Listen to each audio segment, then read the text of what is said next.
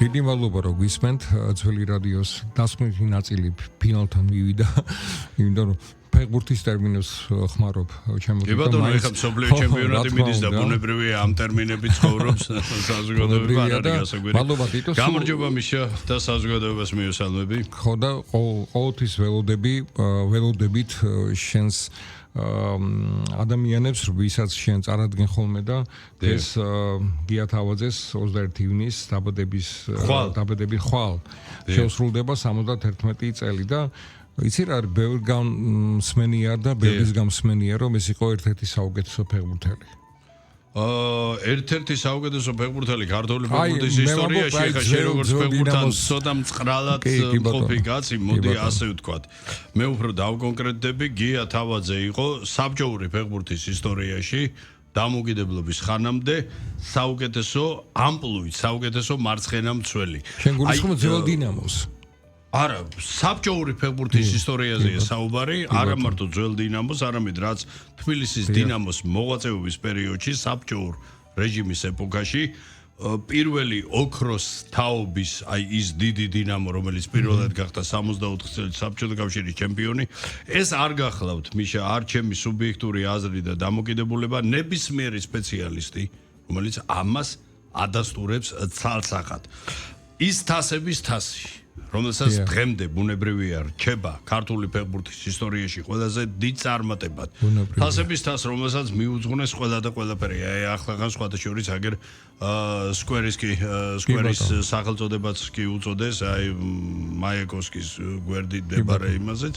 იქაც ისევ თასების თასის, ისევ 13 ივნისი და აი ამ 13 მაისი უკაცრავა და 13 მაისის ისტორიულ წარმატებაში გია თავაძეს მართლაც რბილად რო თქვა არც თუ მოგრძალებული წვლილი მიუძღვის გამომდინარე იქიდან რომ გია თავაძე იყო უაღრესად სტაბილური მოაზროვნე მაღალ ტექნიკური ფეხბურთელი რომელიც საუცხოოდ ართმევდა თავის ამპლუას თავს საბედნიეროდ არსებობს ჩვენ შემორჩენილი გვაქვს კადრები ვესტჰემთან ორივე როგორც გასვლითი ასევე საშინაო შეხვედრის ასევე როტერდამის ფეიენორდთან ასევე ფინალური შეხვედრა კარცაისთან და ანუ რატო გაუსვი ხაზი ამ გარემოებებს ფეხბურთელი რომელმაც იმ ეპოქის შექმნაში ძალიან დიდი სრული შეიტანა მე არ ვამბობ მნიშვნელოვანი ქონდა მაშინ უდიდესი მაგრამ ამ დიდებული პიროვნების და ფეხბურთელის მთელი ცხოვრება არის უდიდესი ტრაგიზმით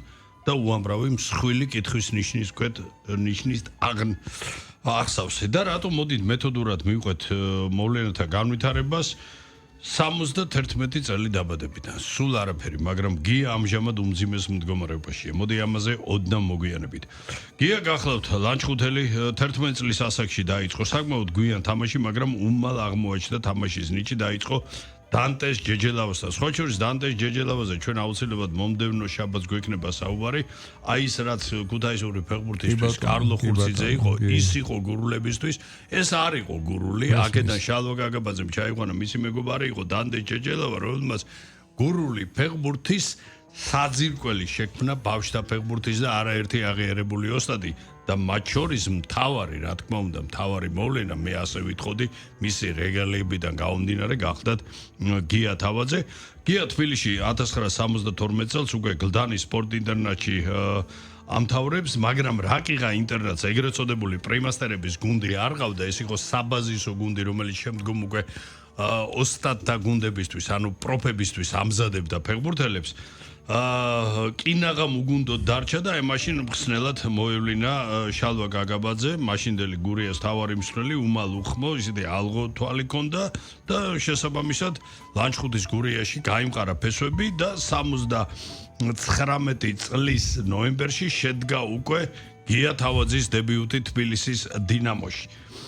სხვა შორის 91 წელს აი სწორედ თასების აღების თასების წელს 33 საუკეთესო შორის ბატონო საინტერესო თემაა 33 საუკეთესო ფეხბურთელს შორის მოხვდა კიდეც და დავიწყოთ იმით რომ აღნიშნე გიას რა თვისებები ქონდა ეს ძალიან მოკლედ და კაცმა იყო თასების თასი და ხდება საოცარი რამ ვერავინ ვერ ხსნის ვერც მისი ოჯახი ვერც თავად ვერ ხსნიდა ათეული წლების განმავლობაში. მსგავსი სხვადასხვა გაუსწრებ მოვლენებს ამას ეხლა მე არ ვაჭარბებ და ამას უკვე მსმენელი უკეთ განშის. მსგავს მოვლენას საერთოდ არა მარტო ფეხბურთის, ქართული სპორტის ისტორიაში ანალოგია არ აქვს. თასების თასის აღების მომენტში აღებიდან თბილისის დინამოს არაერთ ფეხბურთელს სხვადასხვა პრემიერება, იქ თქვა დაგარაკი, ყველაფერი ბინა, ყველა მიიღო აბსოლუტურად ბინა. არ მიუღია გია თავაძეს. რატომ არავინ არ იცის? დღემდე არავინ. ერთადერთი და სხვათა შორის იქ მე მოვლენებს გავუსწრებ და მიიღეს აი ამ თასის ფონზე ისეთმა ფეხბურთელებმაც, რომელთაც იმ თასთან საერთოდ არანაირი შეხება არ ჰქონდა. არა, იმათ კი არ ვაკნინებ და არა, ვესხმი თავს, არა, ძალიან კარგია რომ მიიღეს და ალალად ვამბობ რომ გამიხარდა კაცო რაღაც, ბოლო, მაგრამ ეხა იმ ფონზე რომ გია თავაძეს ბინა არ აქვს, მეცაც გეტყვი. ერთადერთი ფეხბურთელი იმ გუნდიდან, რომელმაც რა გაურკვეველი მიზეზის გამო არ მიიღო სპორტის დამსახურებული ოსტატის წოდება. ეხა და იყო მხოლოდ საერთაშორისო კლასის. იმ თამაშების ოდენობა საკმარისად მეტი ქონდა, რაც აძლევდათ რეგალიით ოფიციალურად რომ გამხდარიყო სპორტის დამსახურებული ოსტატი და იქ გარკვეული პატარა, მაგრამ იმ ეპოქისთვის მნიშვნელოვანი პრივილეგიები ქონდა სპორტის დამსახურებული ოსტატის წოდების მქონე სპორტსმენს საერთოდ. და ეს იმ ეპოქისთვის ძალიან მნიშვნელოვანი იყო. აბსოლუტურად უთქმელი ადამიანი, რომელიც ცხოვრებაში არასოდეს არავის არ აწუხებდა და ასე იცხოვრა აი ამ წუთის ჩათვლით ბოლო დღემდე. ამ წუთის ჩათვლით ადამიანი და რა მოხდა 82 წელს პრაქტიკულად მე აი წინა გამოშვებაში წავღნიშნე, ცოტა რბილად, მაგრამ გუნდმა დაიწყო სერიოზული რყევა, ხო, იქ ყიფომ დაანება თამაშს თავი, ვიტალი დაგვეღუპა იქ. აი შოთიკოა და ამის გარდა გაუშვეს მთელი რიგი მოთამაშეები გუნდიდან და მათ შორის გია თავაძე 27 წლის ასაკში და ამ დროს იცი რა არის ტრაგიზმის აისბერგი რომ გიას ნახევარი შემცვლელი არ ყავდა გუნდს ხო შეიძლება თქვა აი დამსახურებული ფეხბურთელი გაუშვა მაგრამ იმ ამპლუაში ყავდეს მოთამაშე რომელიც აი ამას შეძლებს და თამაშს განაგრძობს ხო გული დახსნება სამართლიანობის დარღვევაზე მაგრამ ნახევარიც არ ყავდა სხვა შორის როცა აღნიშნავს საბჭოური ფეხბურთის ისტორია შეიძლება ვიღაც ძველმა კომაგმა მე წაუმაწახოს იმიტომ რომ საბჭოურ ეპოქას ეკუთვნის ძიმა კუძინოვიჩ რომელიც ძალიან კარგი მარცხენა მცველი იყო და საკმაოდ მოაზროვნე და ტექნიკური მაგრამ გიამ ეპოქაში ქნა დიმამ ეს ვერ შეძლო ნუ გარემოებათა გამო ეხა დიმას კი არ ვაკრინებ და მისი ბრალი კი არ იყო მაგრამ გია რჩება კიდე ერთხელ ვამბობ, ქართული საბჭოთა ფეხბურთის ისტორიაში საუკეთესო მარცხენა მცველად. აპრიორია რა, არა კი ბატონო, აი ეს არის ყველა პროფესიონალის აზრი. ახლა ნახე. წავიდა ქუთაისის ტორპედოში, მაგრამ ვერ გაუძლო გულმა, იმიტომ რომ მორალურად იყო უკვე გატეხილი ერთი სეზონი დახო და დაანება ფეხბურთს თავი. ჩამოშორდა ფეხბურთს და 15 წლიანი პაუზის შემდეგ დაბრუნდა მშობლიურ გურიაში, იმიტომ ლანჩხუთელია და თხოვეს და არ თქვა უარი, ერთი სეზონი გურიას თავარი მსმელი იყო და არ არისო რა ჩემი საქმეო რა და ჩამოშორდა რა. იმიტომ რომ არა ყველაფერს ხვდებოდა კარგად, მაგრამ ეს არის ზეკეთილშობილი ადამიანი, რომელსაც ყველა თავისი თითოეული ნაბიჯი აქვს ძალიან კარგად გათვლილი. ახლა რა ხდება? რეზი არველაძე ძალიან დიდი პატივი აი რეზის თავის იმიტომ რომ ბიჭო რაღაც რო კაცი არ რაღაცა აი ორი კაპიკი რო კონდესო ამ სიტყვის პირდაპირ გაგებით ჩართო საქართველოს ფეხბურთის ფედერაციაში კერძოდ მატჩების დელეგატად იყო რაღაცა მცირე მაგრამ მაინც ანაზღაურება მატჩის დელეგატი არის იგივე კომისარი ასე ვთქვათ მატჩის რომელიც განაგებს იმ ბიჭო რა ხდება 2010 წლიდან სულ რაღაცა და 2012 წლის საპარლამენტო არჩევნების პერიოდში კარგად გახსოვთ, მაშინ რა ხდებოდა და იქ რეზის არაფერი ის არ მიუძღვის და ეხლა მიხვდები ალბათ ვისი ხელიურევი აქ, მე არ მინდა რა ამ თემას შევეხო თვითონ. გია თავაძეს დელეგატობიდან უშვებენ და ფედერაციიდან. მიზეზი ბანალურია. ბიძინა ივანიშვილისთვის საქართველოს მოქალაქეობის მიცემის მხარდაჭერის გამო. ხმის მიცემის ხარდაჭერის გამო. არაფერი რა, ჭყალებში გაგებით, არაფერი. ეს და გია საერთოდ რჩება. 5 წლის წინ სოციალურ ქსელებში ვეტერან ქართველ ფეხბურთელთა გვერდზე გავრცელდა მიმართვა, რომელიც ეხებოდა ბიზნეს სექტორს და ხელისუფლებას, რომ გია თავაძე, პენსიონერი, უბინაო დარჩენილი, წლებია ქირი ცხოვრობს. მეგობრების დახმარებით ირჩეს თავს. არანაირი შემოსავალი, სიღატაკეში იმყოფება პრაქტიკულად და ამის ტრაგიზმი რა იყო? ეს მხოლოდ იყო მიმართვა. ეხა იცი რა ამ მიმართვაზე მინდა რაღაც ერთი სიტყვა თქვა. რამდენიმე დღეს გამოჩენილ ფეხბურთელს, ქართულ ჩვენ ფეხბურთელს აქვს თავისი ეგრეთ წოდებული არ მიყვარს ეს სიტყვა, ეს პოდკასტი, ანუ საავტორო გადაცემები ამ YouTube არხებზე, ხო და ის. არავისაც ეს თემა არ წამოუწევია. სამწუხაროდ. ნუ არ ვიცი რა, ნუ იცი რა რბილად რო თქვა, ეხა რო თქვა რომ მაცინდისე იყოსო, ნუ არ ვიცი, ამას შეიძლება კიდე რაღაც მოაყოლო და ჯობია არაფერს არ ვიტყვი. 2 წლის წინ უმძიმესი ინსულტი გადაიტანა. აი მაშინ ის არის გამოჩენილი დასტაქარია, კანთარია აი მის სახელს ვენაცვალე რომ მან შეძლო პრაქტიკულად იმ ქვეყნიდან დააბრუნა, მაგრამ ძალიან მძიმე მდგომარეობაში. ლოგის მიეჯაჭვა, შეზღუდა მოძრაობა, უჭირს ცნობადობა და მეტყველება. ეხლაც ეგრეა. ეხლა ვამბობ, 2 წლის წინანდელი ამბავია. არაჩვეულებრივი მეულე ხავს. მთელი ცხოვრება ტრაგიზმით ახსავს. ქალბატონი ნონა ჩხიგვაძე მინდა აღვნიშნო. პირველ ოჯახთან უდიდესი ტრაგედია იყო, რომლის შესახებ რა თქმა უნდა არ მსურს საუბარი. მეორე ოჯახი შექმნა მოწიფულ ასაკში რა, ნუ ეს ქალბატონი ერთი წამით ვერ ტოვებს, გვერდიდან არ შეიძლება მოცილება.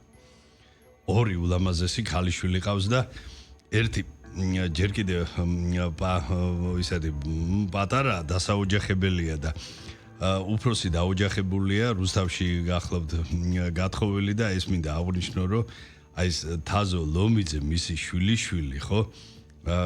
ფეხბურთით არის დაკავებული და მე ძალიან დიდი იმედი მაქვს, რომ ის ითამაშებს არ ვიცი, უნდა ითამაშოს რა დიდი ფეხბურთი, იმიტომ რომ აი ესეთი არა მარტო გენიოლოგია ფეხბურთელის მხრივ, კეთილშობილების მხრივ დევს.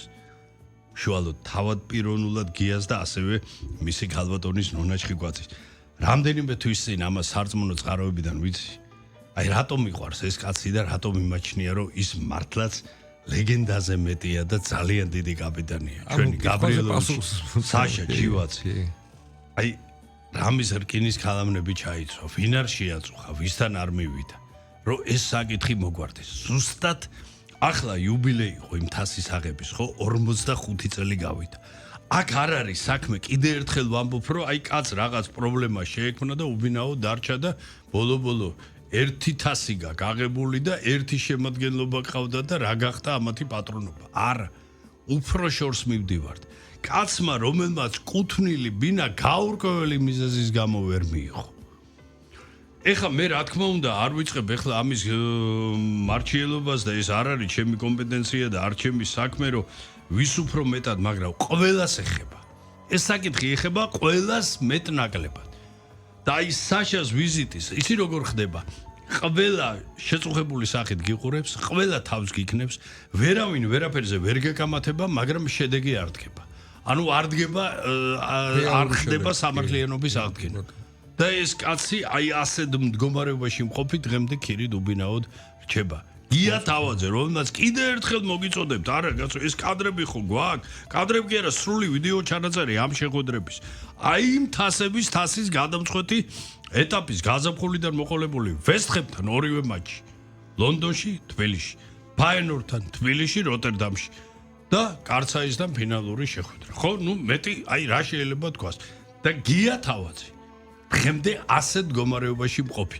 კაცი, რომელიც 45 წელი ალოდინეს კუთვნილი ბინის მიღებას და ეს იმ დროს კიდე ერთხელ ხას უსვამ, რომ ბინა მაშინ არაერთმა ისეთმა ფეხბურთელმა მიიღო, აი როგორც თქვენ ძვირფასო მეგობრებო, ასევე მათ იმ თასთან საერთო არაფერი გონიათ. მე ერთადერთი რაც მინდა ვთქვა, რომ გიას აი ასეთ მდგომარეობაში მყოფს, უსურო მაქსიმალურად ჯანმრთელობა და ღერძელობა. არ ვიცი, მადლობა გადაუხადო. არ ვიცი, აი მუხზე დაუდგე ამ დიდებულ პიროვნებას და ძალიან დიდ ფეხბურთელს. ესეც მე ლამას სიტყვისთვის არ მithქვავს. კიდე ერთხელ მინდა გავმეორდე. ამპლუი, თავის ამპლუი, ეს სხვათა შორის მარცხენა მცველი, ეგ არ მithქვავს. ეს იყო ქართული ფეხბურთის ისტორიაში, საბჭოური ფეხბურთის ისტორიაში ერთ-ერთი ყველაზე დიდი აქილევსის კუსლი თბილისის დინამოში ამპლუის მხრივ. მარცხენა მცველი. მარცხენა მცველი. ნუ იქ რეალურად მოდი გულზე ხელი დავიდოთ, მეკარეებიც იყო, მაგრამ მეკარეებს არ თuliდნენ. ნუ არ თuliდნენ რომ ის იყო, მაგრამ იქ შედეგი დგებოდა და სხვა, ნუ კაი, მაგა შევეშვათ, ხო, კაი, ეგ ნუ ისე ცოტა საგამათო თემა. მაგრამ აი მარცხენა მცველი, აი მთელი საბჭოური ეპოქის დრო გია თავაძის მოსვლამდე. გია თავაძემ ჩააცემენტა ეს ამპლუა და მოხსნა ყველა კითხვის ნიშანი. მაშინ ყველა მადლიერი იყო გიას აბსოლუტურად. და არ ვიცი, იცი რა, თუ ეს საზოგადოების ის ნაწილი შემოგვიერთება და ასევე თუნდაც ახალგაზრდები, რომელსაც იგივე ბიზნეს სექტორის მხრიდან, იგივე ის, რომელიც ვერ მოესწრო გია თავაძის თამაშს, მაგრამ ისტორია ხო რჩება რა, ხო, აი კიდე ერთხელ საბედნიეროდ, ხო, არ უნდათ ვიღაცის ყურმოკრით გადმოცემ. ჩართეთ, ნახეთ კადრები და უბრალოდ აღუდგინეთ სამართლიანობა გია თავაძეს, ვისაც ხვალ დაბადებიდან 71 წელი ოსრულდება. იმიტომ რომ სიამოვნებს ხოლმე ეგეთ ადამიანებს რო იხსენებ და კიდევ ერთი ადამიანი უნდა გავიხსენოთ სამწუხაროთვის უკვე ცოცხალი არ არის დათო კილოსონიაზეა საუბარი. დავით კილოსონია. დავით კილოსონია, როგორც მე უწოდებდი ხოლმე, ჩვენი ვლადიმიროვიჩი მას სავსებით დამსახურებულად ჯერ კიდევ სიცოცხლეშივე ერის კაცი უწოდეს. ვიღაცა შეიძლება ახლა რო ვაჟღერებ ამასო და გადაჭარბებულად მოიჩვენოს, მაგრამ აი რასაც მე ახლა გავაჟღერებ. საფუძველი ქონდა რა თქმა უნდა. საფუძველი დიდზე დიდი. დიდზე დიდი და აუწონადი, ასე ვიტყოდი და მოდი მივყვეთ, მე მთავარი რაზე დამწყდა გული. 14 ივნისს შეუსრულდა დაბადებიდან. ეს ხო მინი იუბილეა 75 წელი. არც ერთ ოფიციალურ წყაროს ეს არ გახსენები. ისევე როგორც დარწმუნებული ვარ, ხوار ისევ დამიწერენ. ბიჭო, მერთმა კარგად ამყოფოს, კაცო. გიждები მეც მესის, ეხა მესის მამის ჯანმრთელობის მდგომარეობა ამ სპორტულ ვებგვერდებზე სხვადასხვა ყოველ 2 საათში ერთხელ იწერება, როგორ ზნობს თავს. არა, მეც ადამიანურად იმიტომ რა თქმა უნდა, მაგრამ ბიჭო, ეხა მესის მამის ჯანმრთელობის მდგომარეობა უფრო მნიშვნელოვანია თუ გია თავაძის ჯანმრთელობის მდგომარეობა და ის რომ სულკურთხეულ დათო კილოსონიას ქართული რაგბის პროფესორს დიდ მოღვაწეს დიდ საზოგადო ებსნება სამწუხარო ჩვენში ნელ-ნელა ხრება ეროვნულ კაცს რა მოდი ისე ვთქვათ როგორც შემბრძანე გაბრძანე დაბადებიდან და ამაზე ორი ბწკარი მაინც ხო მოდი მივყვეთ მეთოდურად მოვლენათა განვითარებას დათო კილოსონია არის არა მარტო საბჭოური დღეს საერთოდ ქართული რაგბის ისტორიაში ერთ-ერთი საუკეთესო მორაგბე თავისი ამპლუით ეს არის ღერძი რაგბის ასე ვიტყოდი 9 და 10 ნომრის პოზიციაზე დღემდე კილოსონიას ფაქტორი რჩება ერთ-ერთ დღემდე აქ უკვე დამოუკიდებლობის პერიოდის შემდეგ იმიტომ რომ 9 და 10-ზე არა მეცახელი პროფესორი რასაც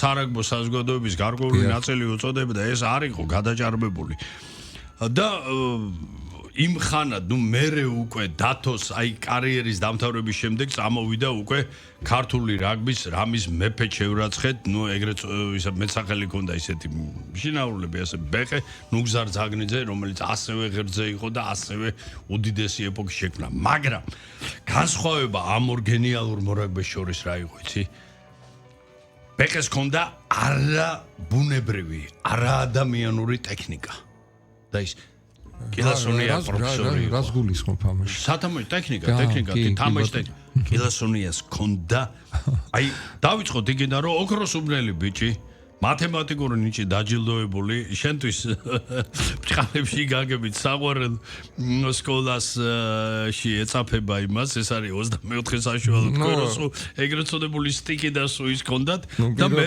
აგრძელებს სწავლასაც წარმოგიდგენია ტვინის კომაროვში ფიზიკა-მათემატიკის სკოლაში თბილისის სახელმწიფო უნივერსიტეტში ასევე თავისი პროფილი ფიზიკოსი და აი აქ შეამჩნია ლეგენდარულმა ნოდარ ყიფიანმა და ერთი სეზონის განმავლობაში ლოკომოტივის საბაზო გუნდში მაშინ ელმავალი ერქვა იმ გუნდს უხმო მე გუშინდელი დღესავით მახსოვს 1978 წელი როცა ლოკომოტივმა ბრინჯაოს медаლი მოიპოვა და ტიტულზე იწეოდა, მაგრამ იქ უკვე არაერთხელ გიხსენებია ეს თარიღი. მაგრამ აი საბჭოთა კავშირის თასის ფინალში თბილისში განადგურებული სლავა და აქ რატო უსვავ ხას იცი?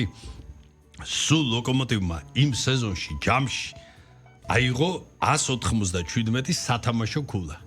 და აქედან 108 კილოსონიას აქტივში იყო.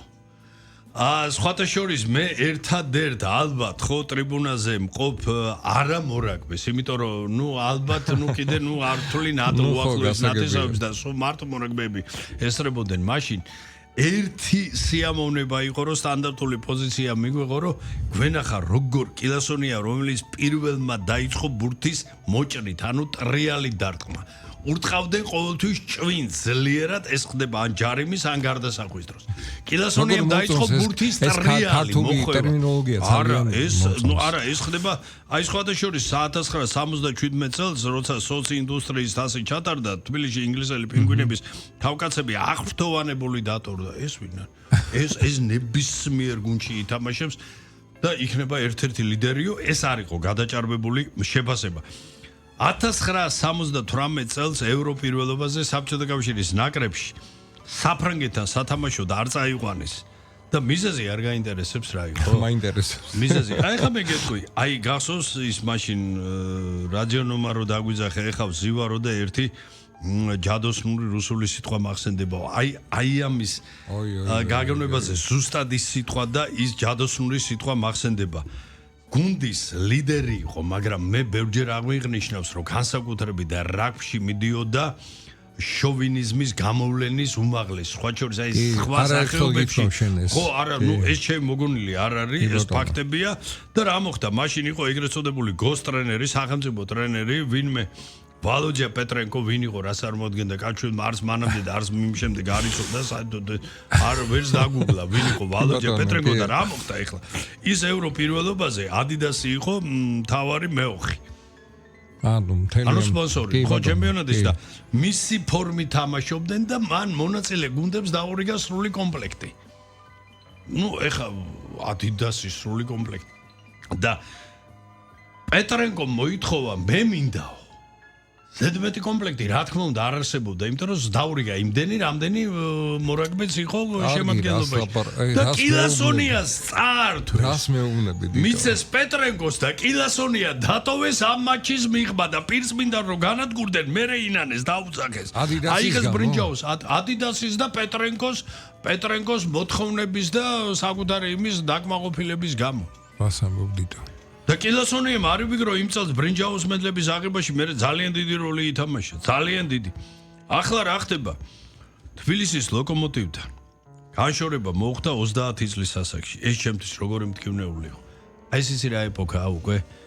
აი ყიფო რო წავიდა, ხო მერე. კი ბატონო. ანუ მიშა ქორქია, ყიფო და კილასონია რო წავიდა. მე არა, ხლად არ შევშვებივა რაგბს, მაგრამ თამაშებზე დასწრების ოდენობას ანუ ერდონეზე გაიყვანე ყველა არა ერდონეზე იმხრივ რომ იცი რა მე აი ასე იყო კალათბურთში მე მივდიოდი მიშა ქორქიას სანახავ არა მარტო შენ კი ბატონო მე მივდიოდი ყიფოს სანახავად და იქ სხვები რა თქმა უნდა მაგრამ აი ღერძი ვერტიკალი ესა და ვერტიკალი იყო რაგბში დათო კილასონი აი დათო კილასონიას წასვლით სათამაშო ხარე იმდენად დაკნინდა ვერ გადმოგცი ამას ყველა ნებისმიერი მორაგბე იმ თაობის ყველა ნებისმიერი მორაგბე ვერცერს ვერ მოუბრუნდება ენა რო გითხრას რომ აუ ისი კილასონიას რას ლაპარაკობ ეს სულ სხვა რაღაც 30 წლის ასაკში მოუწია შემდეგ ითამაშა არმიის სპორტულ კლუბში თბილისის არმიის სპორტულ კლუბში და 32 წლის ასაკში დაამთავრა კარიერა და ამის შემდეგ იწყება კილასონიას ხოვრებაში ახალი რაღაც განუმეორებელი ეპოქა აი ეს გოსტრენერი რო ვახსენე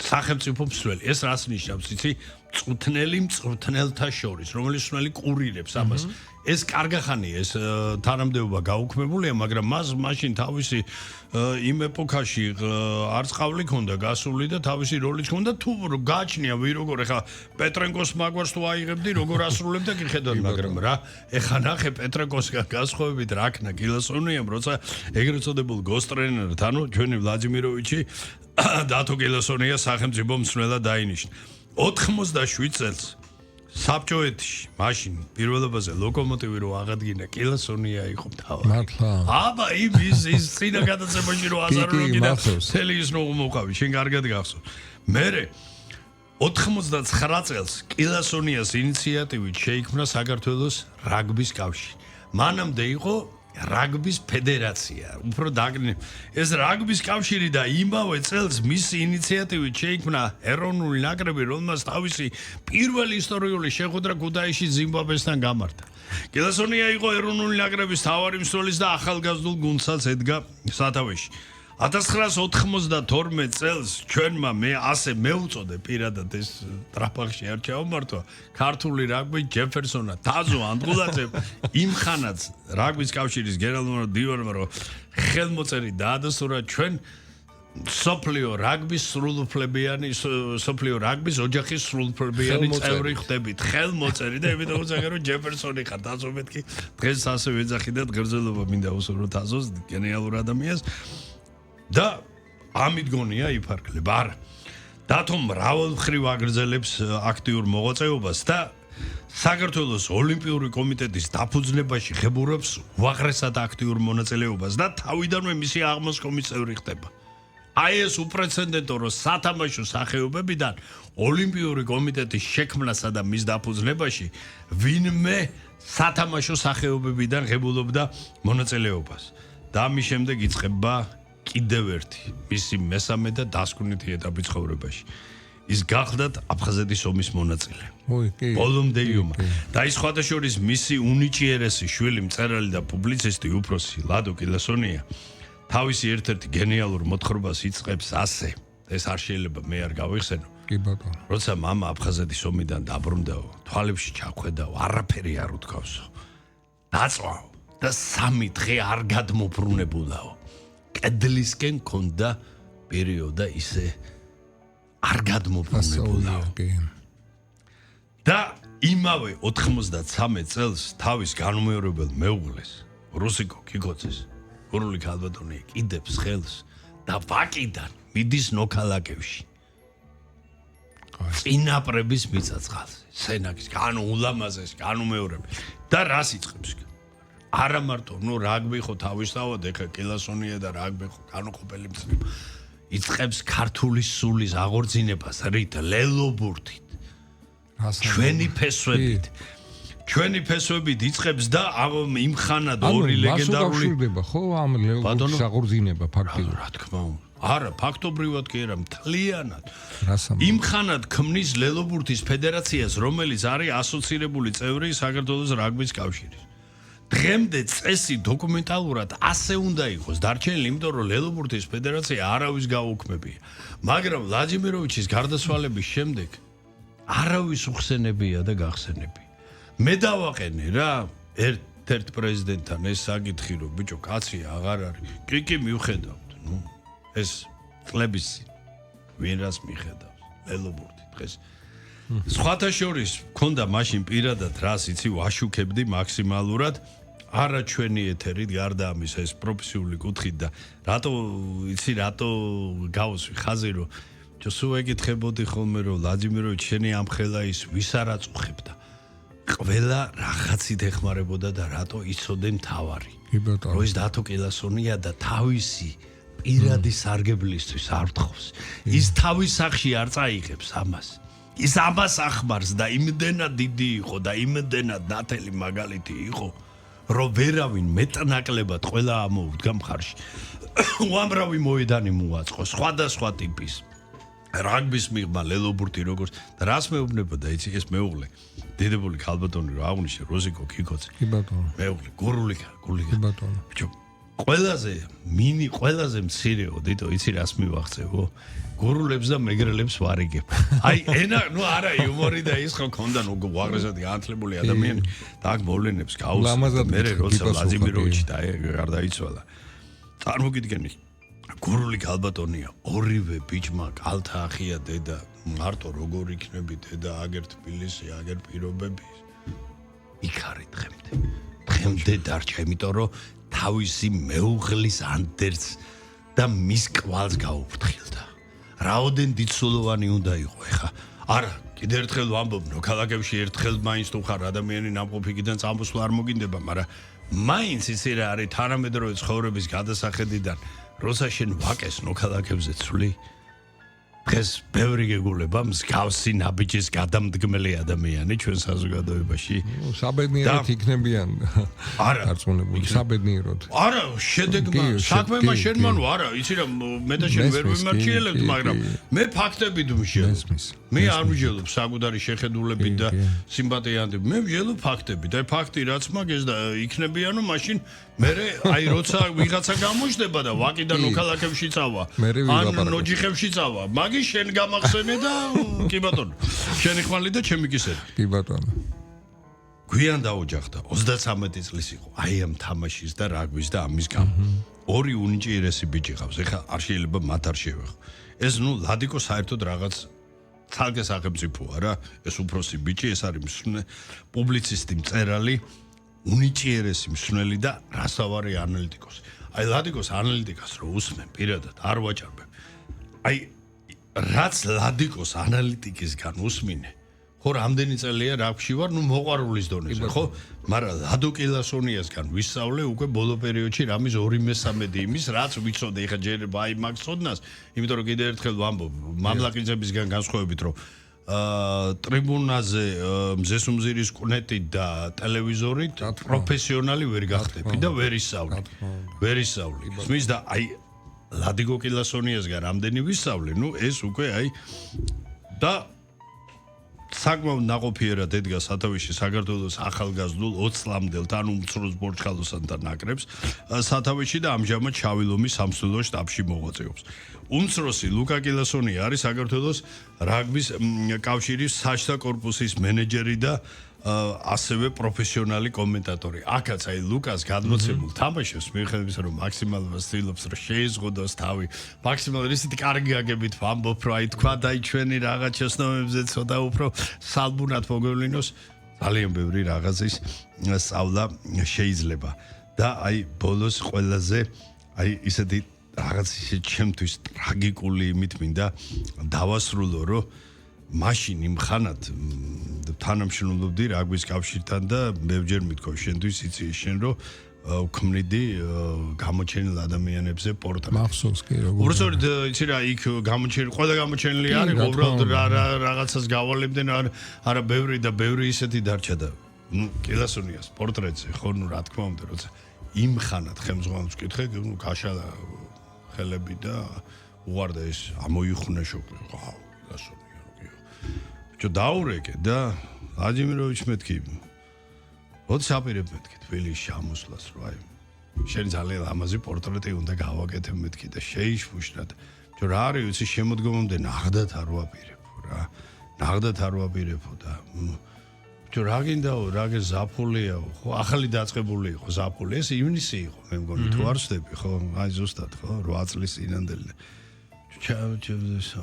შოვლება ხო გერგებაო და ჩამოდიო რა ნოქალაკევშიო რა ხო არ იცნობ ისე კარგათო და ამე საინტერესო რაღაცას დაგათვალიერებინ ამ პორტრეტსაც ბიჭო მაგრამ შენ ხო იცი რა ჩვენი მე და ცოტა სხვანაირად სხვა გენეოლოგიის კონე და სხვანაირად აღზრდილი ხალხი ვარ და ოჯახის შეწუხების მომერი და მე ხო ვიცი რომ იქ ქალბატონო როსიკო უნდა შეწუხებული ხო ის და ჯოდა აი დაუში გამოუსწორებელი უნებლიე შეცდომა არ წავედ და ვიფიქრე რომ არაფერი შემოდგომაზე ჩამოვა და შემოდგომაზე აქ დავждები და ის და აი იმ პერიოდში რაღაცა უმძიმესმა სენმა რომელმაც მაშინ მე რო ველაპარაკე აბსოლუტურად ჯამთელი არაფერი არის ხო სულ რაღაც ერთ თვეში მოუღო ბოლო რამდენი წლის იყო გარდაიცვალა 2018 წელს 67 წლის კიდე რამდენს მოასწრებდა და შექმნიდა შენ ხო ვერ წარმოიდგენ ნოემბრის მიწურულს დათო კილასონია გარდაიცვალა ახლა მხოლოდ მრჩება ორი რამ აი მაგ ალბათ ამის მორალური უფლება რომ ხო გახსოვთ ხშირად გახსენებ შეიძლება სოფლიო პოეზიის მეფესთან გალაქტიონთან წყრალად იყოთ, მაგრამ ეს ერთი მაინც რომ დავიზეპიროთ რა.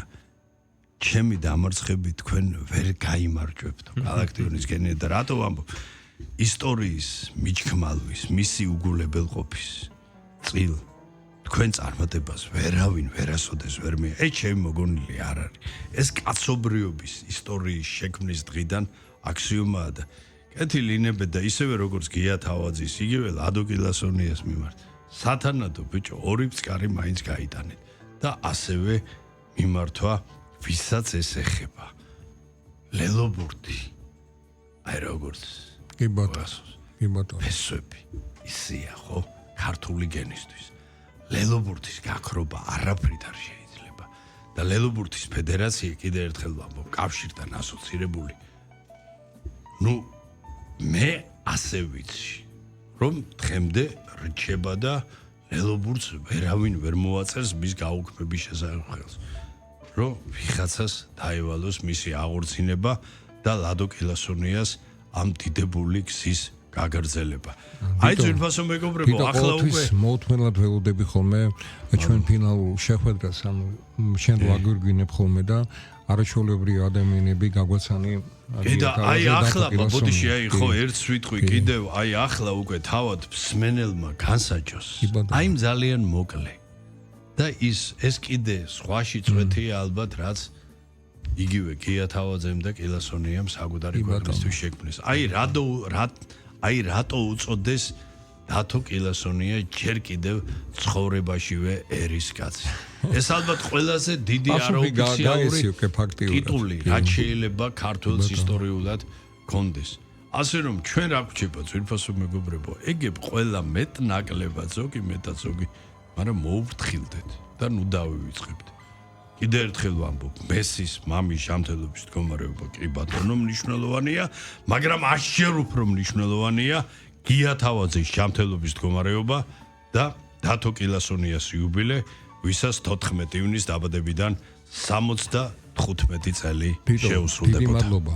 აი ესეთი ჩვენი გადაცემის დასკვნითი ნაწილის ესეთი დაგვირგვინებისთვის აბსოლუტურად გეთანხმები ყველა შენ სიტყვას ხელს ვაწერდა. მადლობა ჩვენ ძირფასო რადიოს მსმენელებო, ჩვენი გადაცემა ძველი რადიო, რომელიც ყოველ შაბათს გადის ნინოსთან და მიშასთან ერთად და დიტოს თამადობით გვირგვინდება ეს ყველაფერი. დიდი მადლობა და მომავალ შაბათამდე გემშვიდობებით.